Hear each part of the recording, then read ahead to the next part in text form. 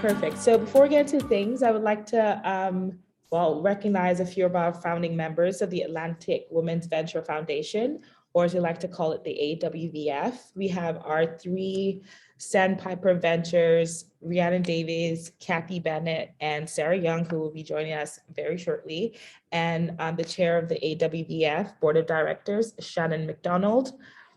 Today's event is hosted by both the AWVF and Sandpiper Ventures. The AWVF helps women entrepreneurs connect with people, organizations, and investors. Working in collaboration with Sandpiper Ventures, they aim to increase the number of female funders through education and connections. Sandpiper is a woman-led venture capital based here in Canada's East Coast, providing a platform where women investors and founders can radically disrupt the venture capital environment.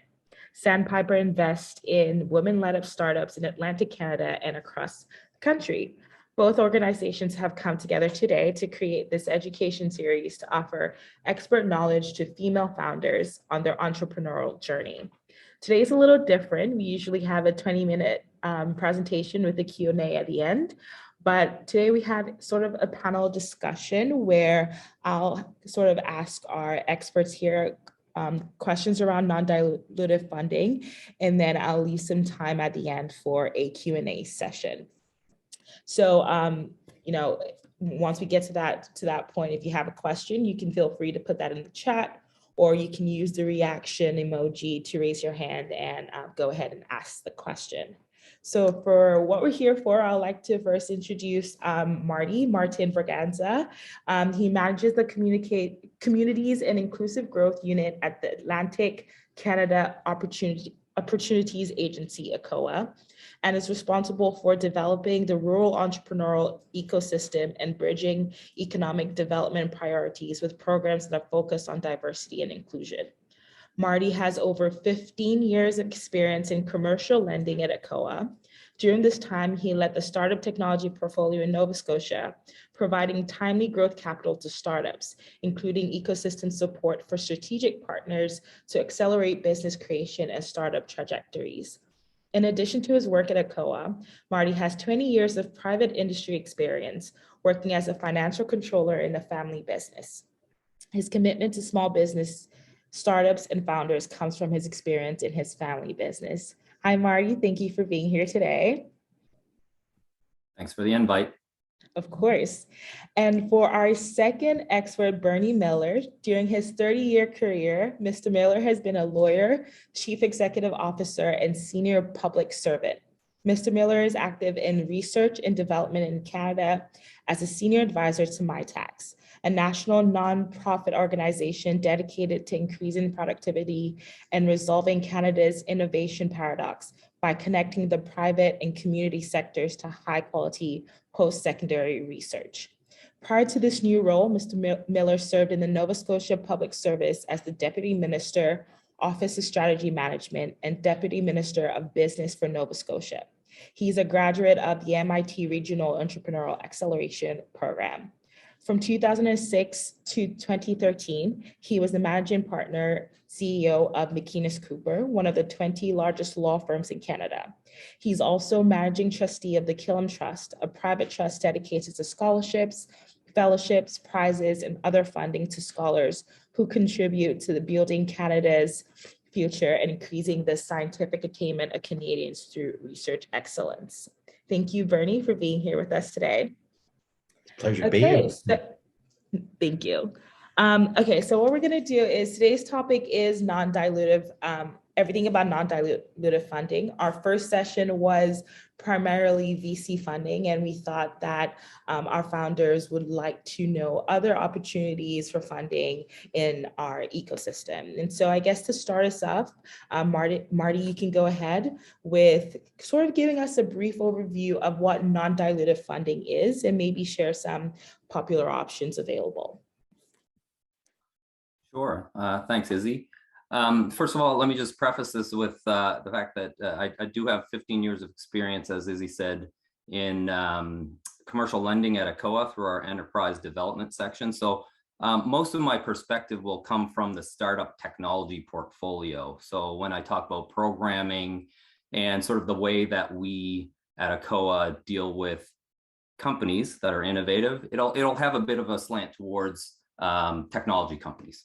As far as non-dilutive funding goes, the most basic definition of it is really just an injection of funding that goes into the company that doesn't take an ownership stake. So, founders, shareholders have really nothing to worry about because there's money going into the company, whether it's to accelerate it, to hire employees, or for marketing or commercialization.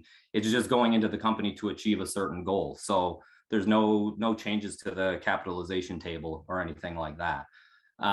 With some of the more popular programs, I'll speak to ACOA programming in particular. Most people are familiar with what used to be the Business Development Program. It's now called the Regional Economic Growth Through Innovation Program. We just use REGI as the acronym. And that's got two components to it that are non-dilutive. One of them is repayable program and the other one is non-repayable. Now, the lion's share of that program is our repayable funding, which is direct financing for companies in the knowledge-based industries.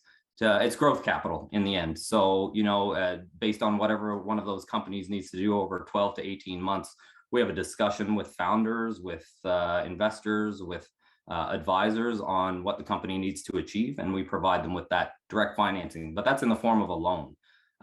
And we can go anywhere from $25,000 up to $500,000 or $1 million. When we're talking about loans, though, and non-dilutive capital, we also have to be very much aware of debt going into companies that's too early or too late. So the REGI program provides that loan financing, which is growth capital to some companies. We also have a $50,000 non-repayable program that's it's basically used for hiring skills into companies, a skill that they don't currently have. So that's called the Productivity Business Skills Program. And we have a really small carve out for that program, but it's our most popular, right? Everyone wants non-repayable funding. So that one tends to be the one that people ask about the most often. But as far as the startup template for non-dilutive funding, it depends on your phase of growth. It depends on the founder, it depends on the idea, it depends on the industry. But for the most part, what I would talk to founders about is obviously ACOA funding comes into play at some point. It's not always early. But over the last 15 years, what we've done is we've put money into the ecosystem to help the earlier companies. So accelerators and incubators, ACOA has put money into accelerators and incubators all over Atlantic Canada. We've put additional funding into programming for startup companies that are pre-market. So I'll use LearnSphere as an example. I don't think they would mind me talking about them. ACOA has helped them with funding for a program called the Commercialization Consulting Mentoring Program, so that if a company has a minimum viable product, but they're pre-market, they're pre-revenue, they can get some funding, non-dilutive, to do their testing, validation, and market launch. What that does is it helps the company to sort of create its business case or validate in market, so that it can then take that information to ACOA or to investors or to just continue to grow organically.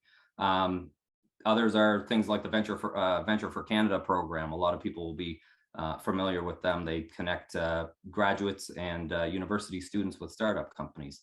Accelerators, incubators, I would say that they provide non-dilutive, not funding, but programming that can go towards some of these startup companies and innovative companies as well. So I'll just stop there because there might be other things that you want to go to. Or of course, thank you, Marty. Bernie, can you speak to some of the options available at MyTax?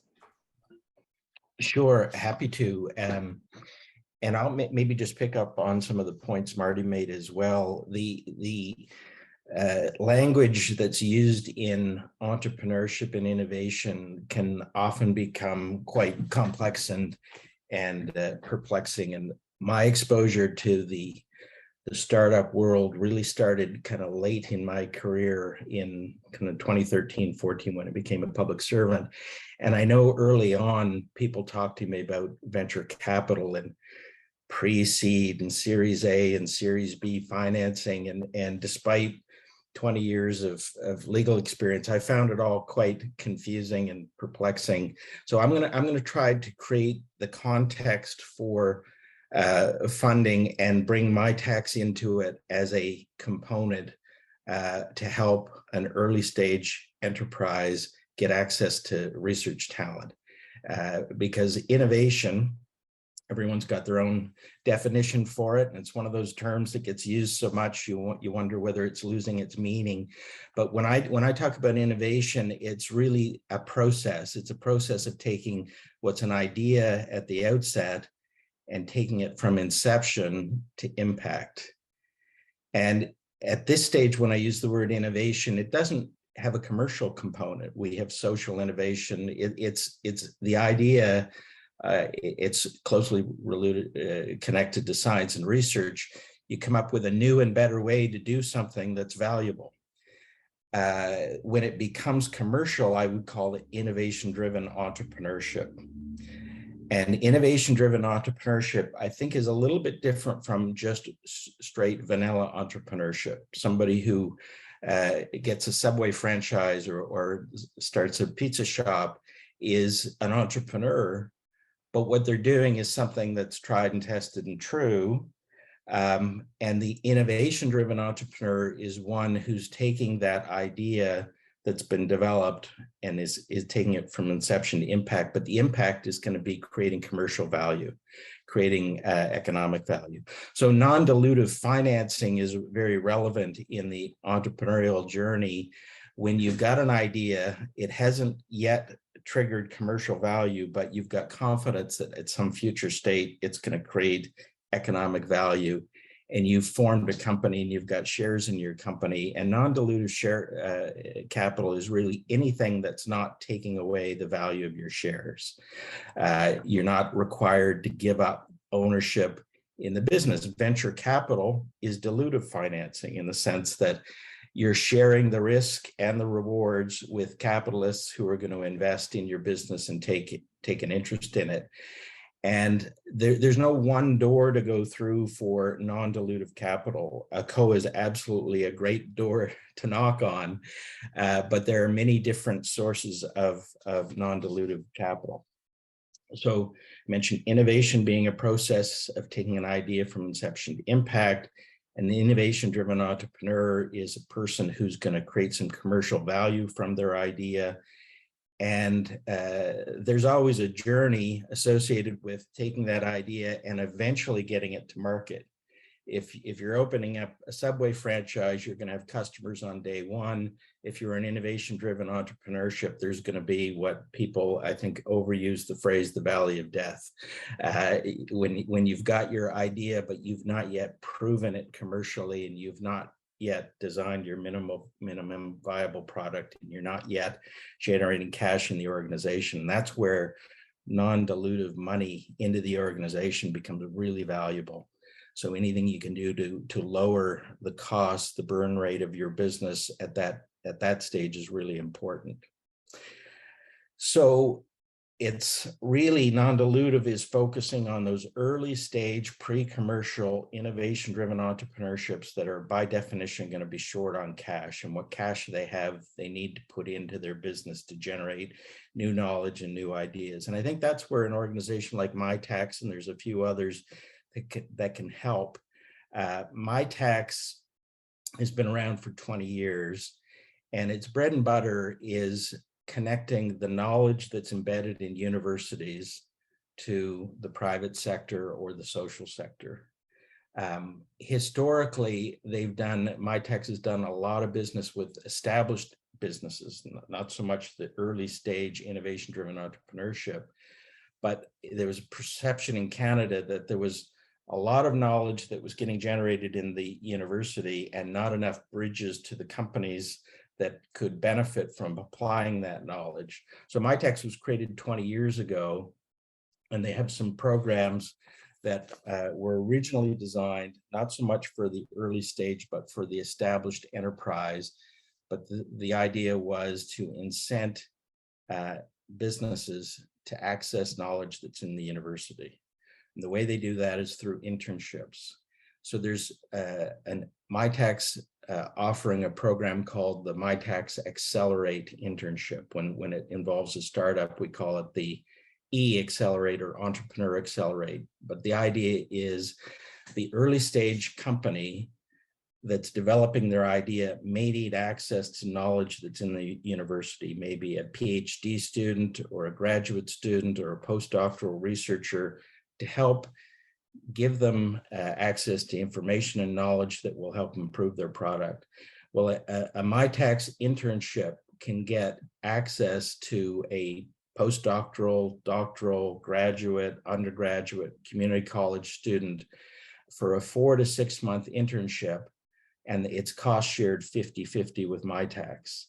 So your business would put $7,500 on the table. MyTax would put $7,500 on the table, and you would get an intern that works in your business to solve or design a solution to a challenge that you're facing in your organization. So that's the core MyTax program is the Accelerate program, and it's non-dilutive in the sense that you're getting $7,500 non-repayable that goes as an internship fee, a stipend to the intern, and you cost share that with MyTax, but you get the benefit of the knowledge that's generated from that internship. So that's the basic MyTax involvement. I'll just wrap up by saying the non-dilutive money that I'm going to talk about is primarily how do you get access to people, skills, and research at this early stage when you don't have the cash to go out and hire full-time employees at kind of the going rate. So MyTax is a great way of doing that. There's no expectation necessarily that the internship will go beyond the 4 to 6 month period, but if you really like the intern and the intern really likes you, you've got access to a pool of talent by participating in MyTax programming. But the expectation at the outset is you're going to get a 4 to 6 month internship to solve a problem. You can also get a longer term relationship with a master's graduate or postgraduate student through the MyTax Elevate program, and that's a longer term commitment.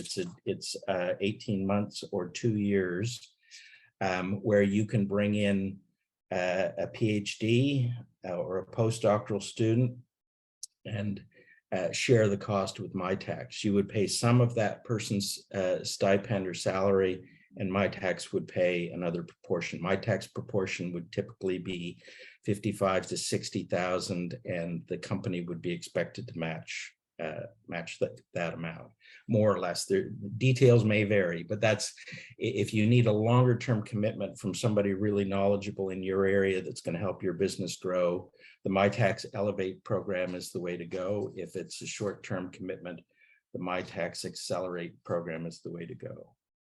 MyTax doesn't have the market cornered on access to talent. The province of Nova Scotia has 2 really excellent programs that when I was involved with government, it was surprising they were often undersubscribed. It's called the Graduate to Opportunity program, easy to find on the Labor Skills and Immigration website.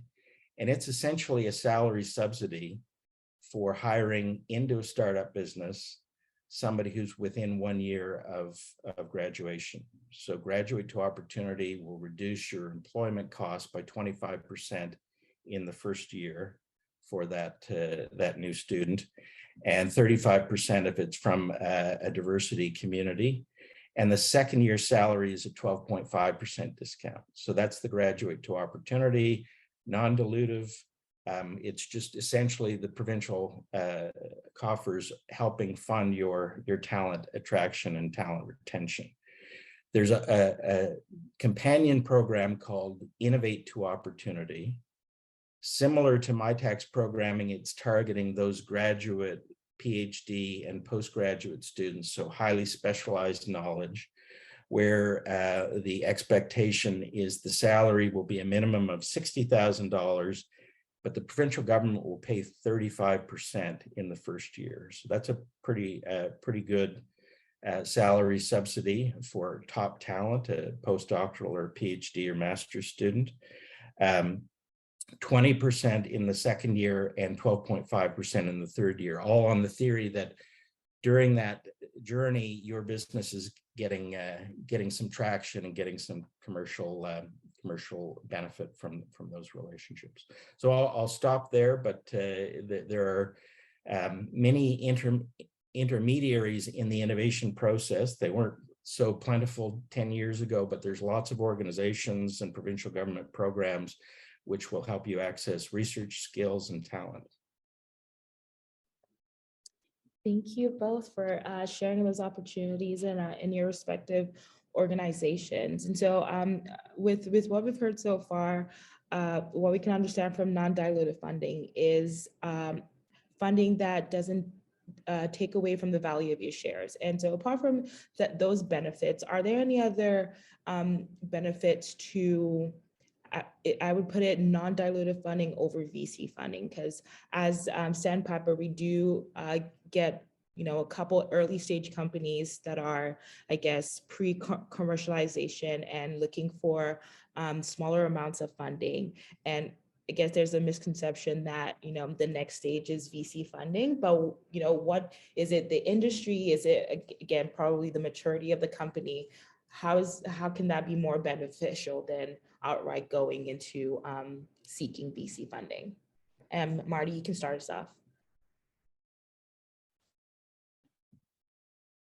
So there's kind of a stark difference between the two, and I think it just depends on what type of company you want to grow.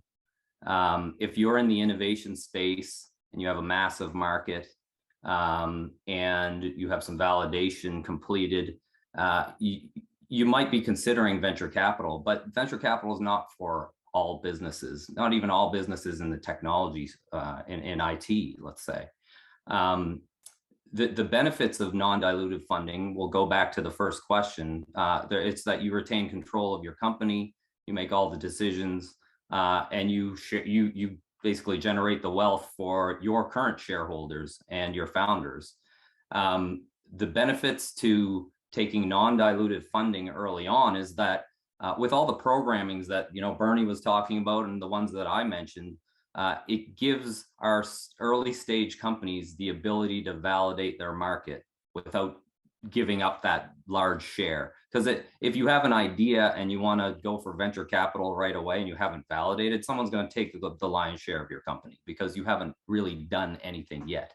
If you use non-dilutive funding to do some of those validation activities, to do customer discovery, and to actually figure out a way to, I guess, identify the opportunity that you're going after, then that's what everyone really wants to know. Investors, government, everyone else. If you can articulate what that opportunity is and you can prove or validate what you've done based on that method, then maybe venture capital or investment into your company will be right. But until that point in time, you should be looking to non-dilutive funds. You should be looking to your customer first and foremost, of course, but non-dilutive funds can help you get to that customer.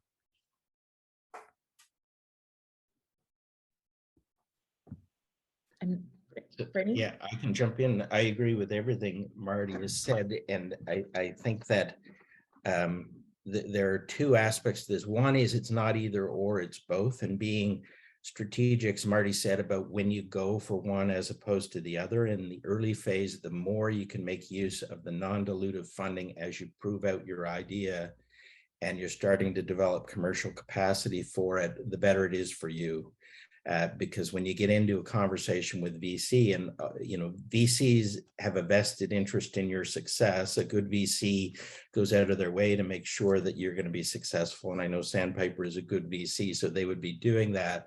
But ultimately, they're also looking for return on investment.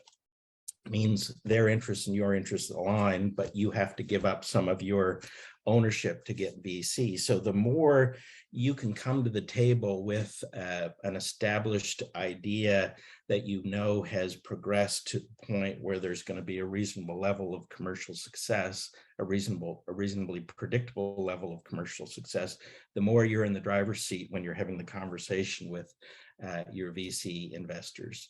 So non-dilutive financing at the early stage, strategically deployed, will allow you to get to that point where you can have a negotiation with a venture capital investor, and you've got win-win outcomes from those negotiations, rather than a dependency that you really need the cash to, keep the company going, in which case the venture capital is just going to have the upper hand, but they may be less interested in your business correspondingly. So the one caution I would have about non-dilutive financing is, when you're establishing an enterprise, an innovation-driven enterprise in particular, you need focus. And the main thing has to stay the main thing. And the main thing is developing your idea to the point where it's going to have impact in the marketplace and draw a customer base that's going to be prepared to spend money to acquire the benefit from your idea. And one risk that early stage organizations has, time is the most precious resource we all have. And if you're dedicating all your time chasing non-dilutive funding with complex application processes and complex review and validation processes, you're taking time out from the main thing. Now, my tax is alert to that. We have business development people that are embedded in universities. They're on the ground in Nova Scotia. They're on the ground throughout Atlantic Canada. In fact, they're on the ground across Canada. And one of the things at my tax that we think is a benefit is you can push all of the work to the business development person. It takes less time from the organization when you connect with my tax than it would in some other cases where you've got to seek out the program and understand the program. Our business development specialists bring that to the table. So just to maybe sum up on the point, agree with everything that Marty said. I don't think it's either or, it's both. It's being about strategic about when you go for one or the other.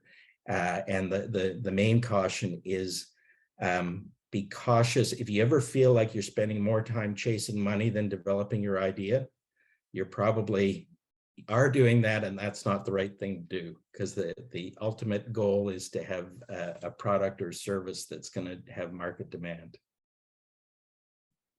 Thank you, Bernie. I guess sticking on the topic of risk pertaining to non-dilutive funding, are there any other sort of caution points where like founders should be sort of put into account while seeking these options?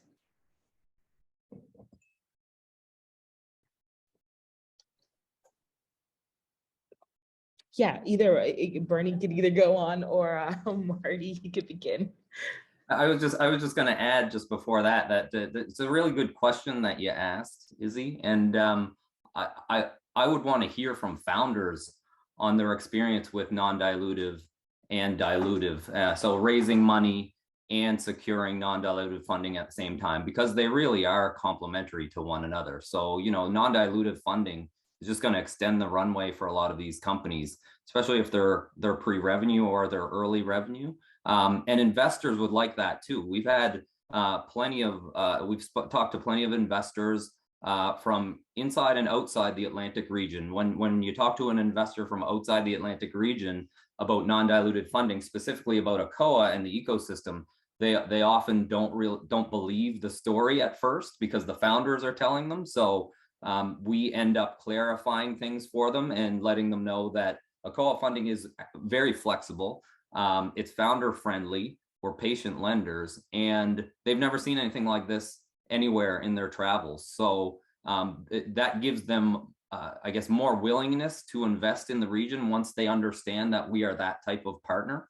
The risks, though, I think Bernie hit the nail on the head there. It's that some companies will secure non-dilutive funding, and they'll end up treating that as revenue on an annual basis. So they'll continue to come back looking for more and more funding, and that takes the eye off the ball, right? So need to continue to focus on customers, number one. That's I think the biggest risk, because in Atlantic Canada, we have a lot of really good programs for our companies in knowledge-based industries. I would say I don't want to say we've figured it out, but we are a mature ecosystem when it comes to early stage funding. Now, we need the later stage stuff and all that sort of thing, but if you are in one of those sectors, you should be able to find funding and people to talk to get you started, at least, right? And I'm sorry, I forgot what the second question was. No, I think the ending kind of answered it, but it was just Okay. more risk pertaining to those options. Because an innovation-driven entrepreneur is really dealing with an idea more than a product at the stage that they're at. They may be developing something that ultimately is going to be, you know, a hard product or a service that they're going to provide. But at the stage that many of the organizations, I assume, that interact with Sandpiper are at, it's how do we take this new and better way to do something valuable and move it down that continuum of innovation to the point where, as Marty said, you've thought about the customer and you've done some customer discovery. And the more you can get that non-dilutive funding at that early stage, the better. And I would think of it in three key categories. You need people. People are foundational to organizations, and having resources to access the best talent in a flexible way is a really important step. And more through the provincial government programs I mentioned, federal government programming, the IRAP programming that the federal government provides, and ACOA has been really the foundation of our success in startups, because they were at this 20 years ago. It takes 20 years to become an overnight success, and people are talking about how well the ecosystem's working here. And I think part of it is that ACOA was figuring this out 20 years ago, and there's really knowledgeable people that can help you get the non-dilutive financing, and they have no other axe to grind. They're not looking for a piece of your business. They're looking to see that you're going to get to the successful next stage. So the people resources are, I would put, in a very high category, and the more you can attract non-dilutive funding from intermediaries like ACOA or MyTax or the provincial government in order to offset the cost of top talent, that's money well accessed. The second thing that organizations need, and probably less so post-pandemic, but it's space. You need places to have meetings, you need places to interact with your team, you need places to prototype your product if it's a hard product. You need access to IT professionals and IT capabilities if it's an intangible application of some sort. And that's where dramatic changes occurred across Atlantic Canada in the last few years with the development of Volta and Ignite and Genesis in Newfoundland, and all of the incubators and accelerators, the physical incubators and accelerators that give low-cost space to early stage businesses. So you got intermediaries that can give you non-dilutive money for your people. You can lower your cost of space for your team and for your meetings and for your need to interact by accessing the incubators and accelerators. And the final piece is that learning and skill development that goes along with being an entrepreneur. It's a journey, and you're learning every day, but there are programs that can help you learn quicker. One that I'm highly supportive of and encouraging is the Lab to Market program that Dalhousie University has prepared and also ready to launch. Each one does a different thing. It's generally accessible to students. So you might be, as a founder, beyond the point at which you're in university, but you may have people within your organization that can access this programming or any of the university-based programming to help build innovation capacity and entrepreneurial skills. But Lab to Market and Ready to Launch, which are, part of an initiative to grow nationally, help you get up that learning curve a lot quicker. So Lab to Market, to the point Marty made earlier, is about customer discovery. The way Lab to Market works is you take a mentored and supervised program through Dalhousie, or it may be Memorial, or universities across Canada are going to start offering Lab to Market. And you will do a very disciplined customer discovery process that will kind of push you out of your comfort zone and get you to talk to at least 100 customers in a structured way about your idea, your innovation. Is there a market for it? because as Marty said earlier, until you've demonstrated that, your conversations with VCs are going to be short conversations. But once you've validated your customer base, you're somewhat in the driver's seat, or at least you're in a better bargaining position when you're talking to those dilutive financiers like VCs, who are doing a very important thing for the ecosystem, but also doing it to seek a return. So just to recap: people, space, and then improving your skills as the entrepreneurs. And there's lots of money and lots of programs that can help you do that.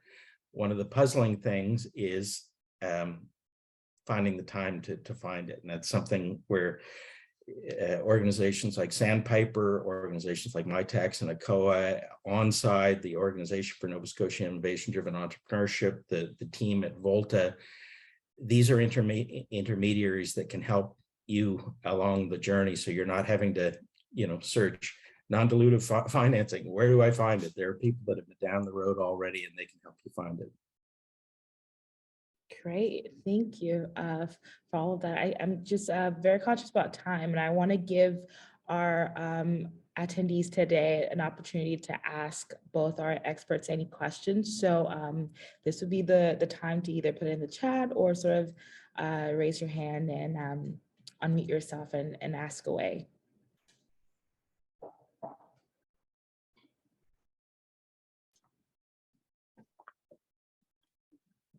Get the brave first hand. I know there's someone in here just itching to ask away. If not, I think I have one more question in the bank that I could sort of I see something in the chat. Okay, in preparation, does one have to have a complete business plan? Marty, maybe you'll start us off. Sure. So the ACOA's approach is a little bit unique when it comes to government funding. We'd prefer not to, we'd prefer not to receive an application and mark it up in red pen and say, you're not eligible. The way we go about our business at ACOA is we have account managers that are responsible for all of those strategic sectors that I talked about before. So under the innovation sector, we'll have an account manager that's responsible for life science, med tech. I wasn't responsible for IT. We have another one responsible for clean tech, ocean tech. And then on the other side of the house, there's the sort of manufacturing and resources, where we have account managers in charge of each of those priorities. Our approach is that we build a relationship with a founder to understand what type of business the founder is trying to launch, what type of problems that they're coming up with, to really get a sense of what the company needs to grow. And it doesn't have to be a high growth company. It doesn't have to be a unicorn. It doesn't have to accelerate over the next 6 months. We're just looking to help build strong businesses that fall into the sectors that we have priorities on. A business plan, I haven't read a business plan in probably 12 years. What I always asked for was the business case. So if you can articulate your opportunity in 5 pages or less, I would rather read that, right? Because then we can talk more about what's actually going on. The business plan is just a stale document that in the past some consultant would have written for you, and you would hand it into the bank and the bank would say no, and then you would go and, who knows what you would do next. The business case is what's happening now and what you're doing now and in the next 6 to 12 months. So getting an understanding of that gives ACOA or your account manager a better idea of if you should have debt, if you should have non-repayable funding, if you should talk to someone else like NRC because you're too early for ACOA, if you should go talk to Bernie, or you should go to CDL, or you should go to Propel or Volta or Navigate, or that's the best way to figure out what a company needs. It's by creating a relationship with the founder and then moving forward and being very honest with them as well, right? If the idea is not good at the beginning, it's letting them know you don't think it's valid. And if the founder continues to go down that road, you just need to validate what you're saying so that we can trust but verify what has been said, and then we can fund that opportunity. Marty, there's a follow-up to that. And Leah asked if you're open, I guess you or ACOA connecting with founders to discuss what specific programs might be applicable. Yes, absolutely. Okay, perfect. So And I used to do office hours at Volta once a month, where any and everyone could sign up for about a half hour. I don't do that anymore because I've moved over to our community development group. But if anyone wants to reach out to me after this, I can have a discussion with them. You can provide them with my email, Izzy. of course, definitely happy to.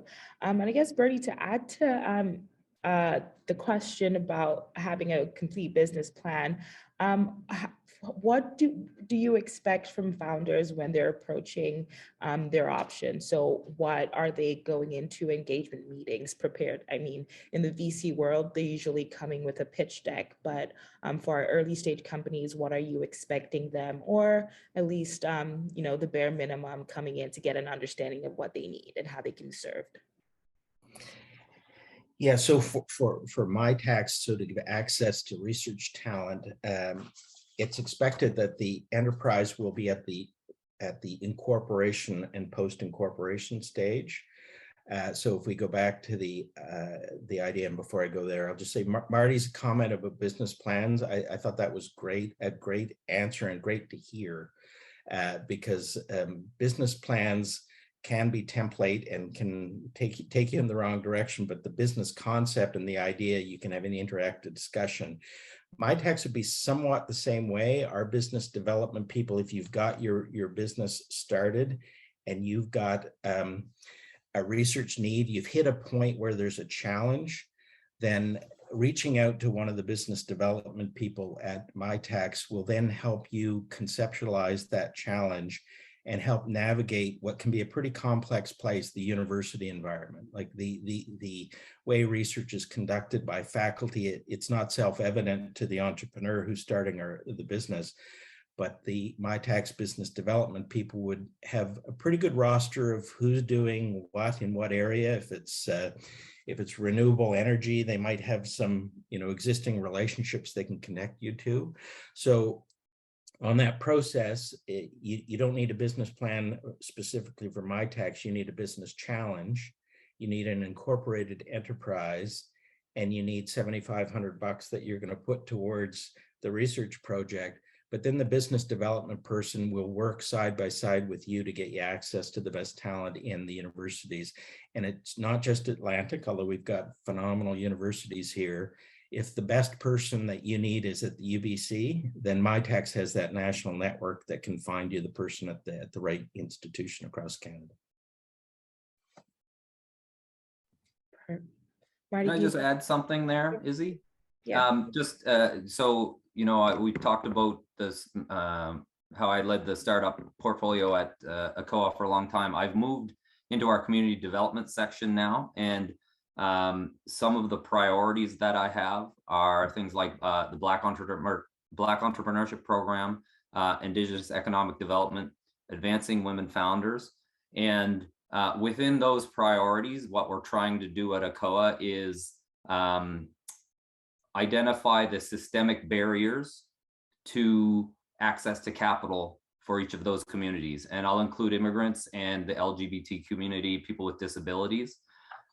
Because what we've discovered, and I think the community has known this for a long time, is that the majority of businesses that are women-led or in the Black community or in the Indigenous community are not incorporated, which means immediately they get disqualified for government financing. So what we're working with now is flexibility in those aspects, and trying to figure out specifically what the communities of interest require to create more pipeline of companies and entrepreneurs in those specific communities. So think about it like this. So if there's a startup company, let's say in the African Nova Scotian community, they are a sole proprietor, they are not technology based, but they're a really great founder.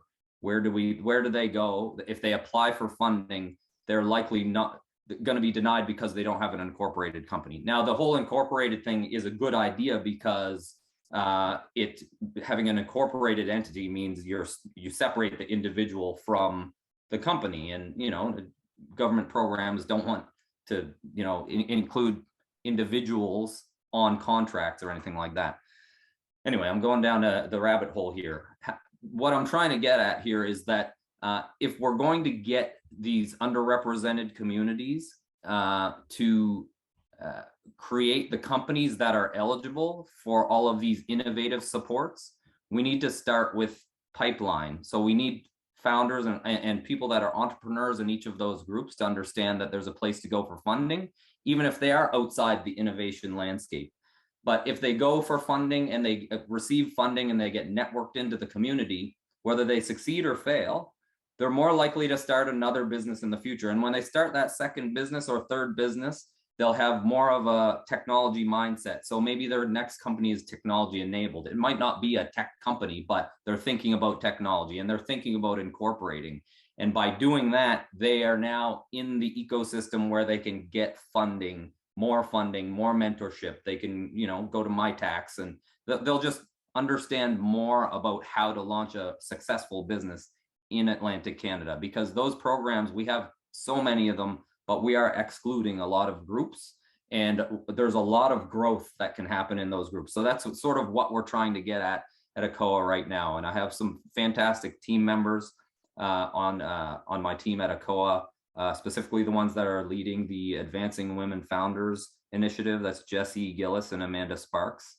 So I feel like I need to get that plug in there because they are doing great work. Thank you, Marty. That's great to know that there's some way to get our visibly minority entrepreneurs, into the funding pipeline and ecosystem. But I guess the last question, I guess for today would be to Bernie. If as a founder, I go to ACOA and receive $7,500 in funding, can I come to MyTax and use that as sort of the 50-50 for the programs that the funding programs that MyTax offers? That's an excellent question. And unfortunately, the answer is no, we can't, because we have in our agreement with the Innovation, Science and Economic Development is a stacking limitation where for policy reasons, the decision has been made that the ultimate beneficiary of the research needs to put some of their own money into the research. If the idea of the 6-month internship is you're going to create something of real value, a new widget that's going to be the intellectual property of the organization, the incorporated startup company, then over its lifetime it could make a lot of money. So the policy decision was made that we at MyTax can't stack our funding on other provincial funding or federal funding. It has to be from the founder. Okay, perfect. That's good to know. Yeah, I hate to have to say that, but yeah. It's okay. Can I just add, Izzy, that we have a similar policy because we have to track stacking, what we call government stacking, in all of our commercial applications, and the maximum ACOA can go on stacking is 75% assistance. So $100 in spending on anything, if ACOA is in on 50%, then another government department can come in, but the max they can do is 25%. Because in commercial business, the premise there is that the business needs to put some skin in the game. Mm-hmm. So we have that policy as well. Okay, great. That's good to know, covering up the loopholes. I think we have one more question from Patricia. You can go ahead and ask away. Wonderful. Thank you very much. Am I heard okay by everyone? Okay, perfect. And I think it's EC, if I'm pronouncing that correctly. I wish I had your lighting. I tried to fix some things here, but I hope you can all see me okay. I do apologize because I was at a speaking engagement, so I was only able to hop in a few minutes later into the initial discussion. But I think I heard one of the gentlemen state that at the end of the day, not having the business plan and instead having a case study of the business and its current operations is more crucial in regards to potential funding. Was that correct?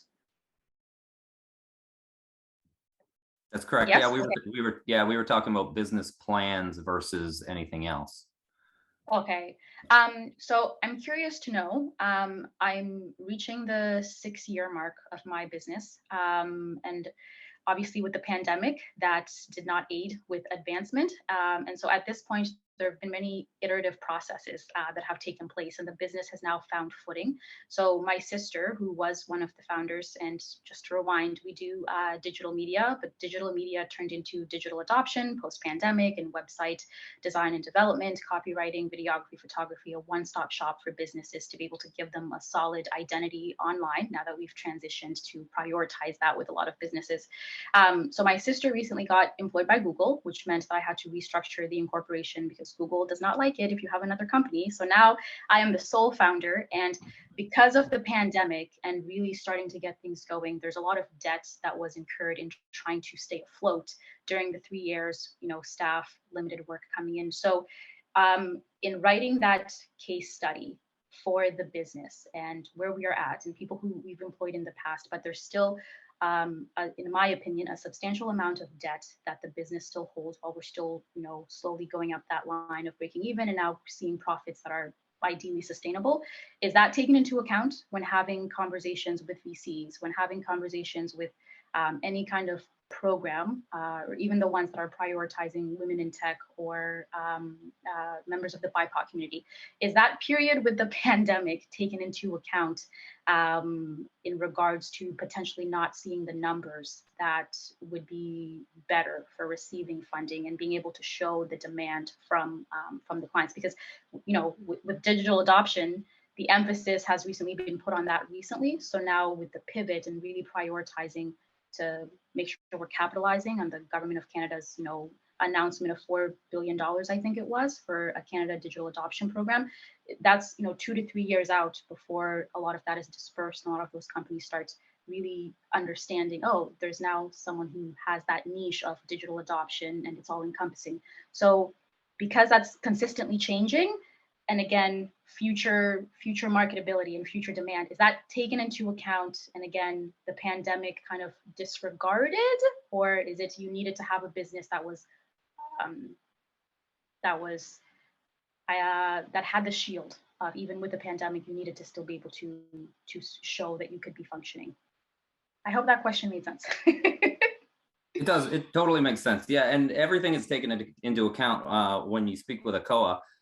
We have to do a risk review on the founders, on the market, on the financials, on the technology itself. The question we usually ask first is there a proprietary technology that you're developing?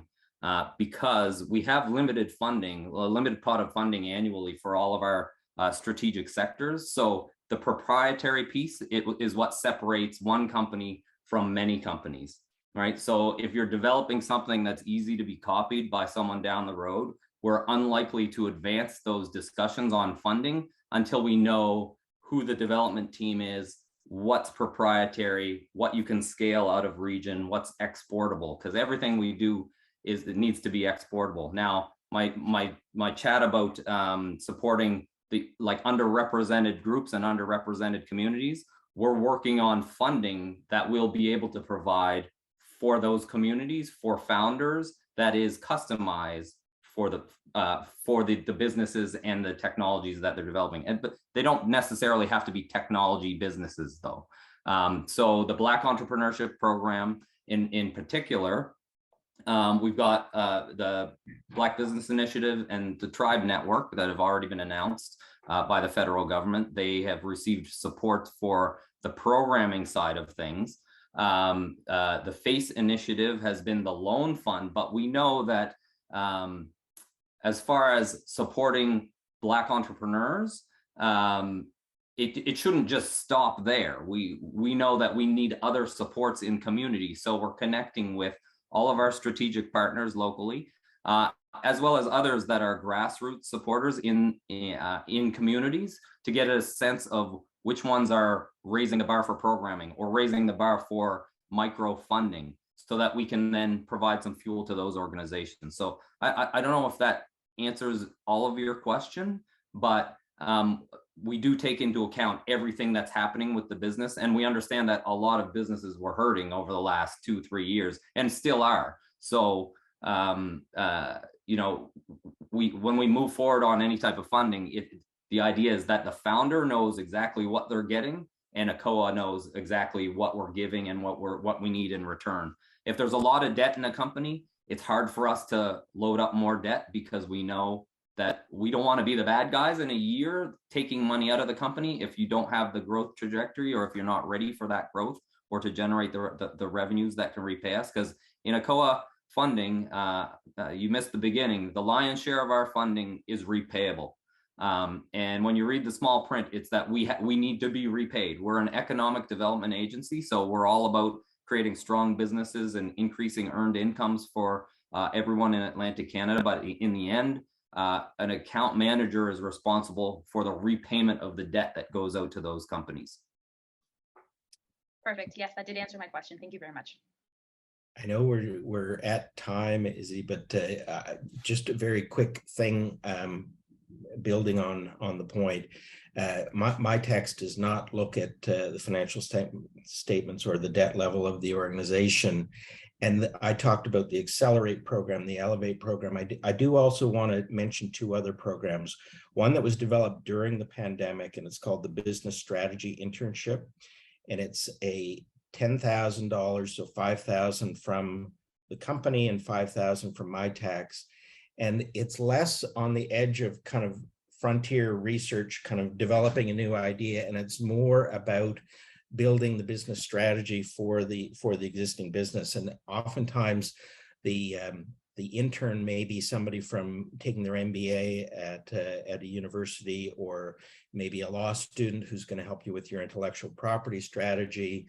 You can bring into the organization for $5,000 to be matched by $5,000 from my tax, somebody who can help move the business strategy forward, particularly post-pandemic. That particular program was designed to help businesses access talent at a lower cost during the pandemic, but it still exists, and it's in our suite of programs. The very final program I'll mention, because it's always undersubscribed, it's the My Tax Entrepreneur International, which is a $5,000 travel grant to allow you to get to market in other countries. So if you're a startup business and you want to go to an incubator that's in, I was going to say the Ukraine, but let's not say the Ukraine. Let's say the UK. You can get $5,000 from my tax. Always undersubscribed. If you're interested in getting closer to your customers internationally, that's a good program to look at. My Tax Entrepreneur International. Oh, perfect. That was a really great question, and we are definitely over time. But I really want to say thank you to Marty and Bernie for leading this session. I think coming into it, most of us think about non-dilutive funding as just free capital, but it's nice to know that there are very diverse options, not only for, research, but for human capital as well.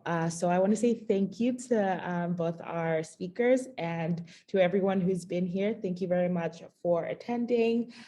Please look out for our email going out with the recording of this session, a feedback survey, and more details about our next session with Catherine Barty, the Intellectual Property Advisor at Canadian Intellectual Property Office. So it's all about IP. And thank you all, and enjoy the rest of your day.